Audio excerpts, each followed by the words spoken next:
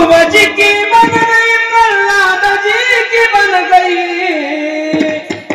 जाग सके तो जाग रे, तेरी आजी बनेगी। संतांच्या संगतीत केलेला परमार्थ केलेली साधना लवकर फलद्रूप होते।